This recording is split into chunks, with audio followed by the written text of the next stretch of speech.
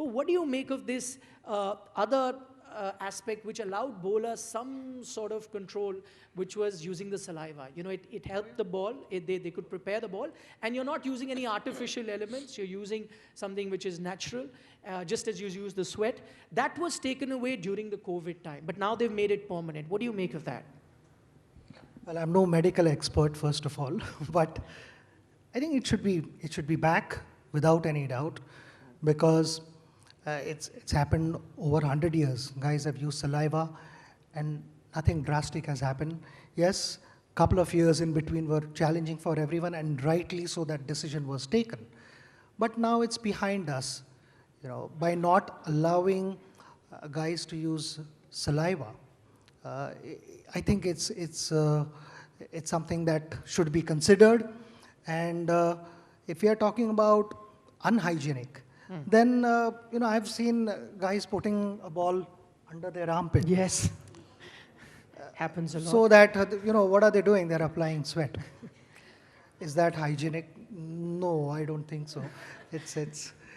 It sounds a little awkward, but I think you know, application of saliva does two things. There are two types of reverse swing. I don't want to get too technical, but one is that you don't wet the ball much.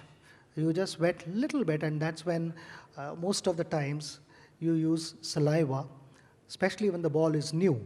You only work on, you know, very small damaged areas and shine the ball. The texture of saliva is slightly different compared to your sweat. So you know, you said you're no medical expert. Yeah, I mean, I'm no medical expert, so that was my first statement. So you continue to keep the ball light. It is shiny. One side gets scruffed up as the game progresses, and the shiny side, that imbalance in friction, the ball starts swinging. And the other way to swing a ball is you make one side heavy, and the other side continues to stay light. So we don't touch the other side of the ball at all.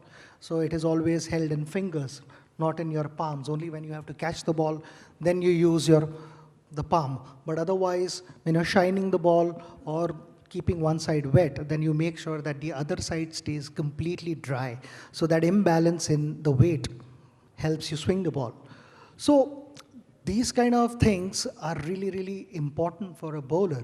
And it is, can you imagine, I mean, tomorrow I go to a dressing room and I tell the batters, from now on, you cannot loft the ball. You have to play only along the ground. So it is as bad as that for bowlers.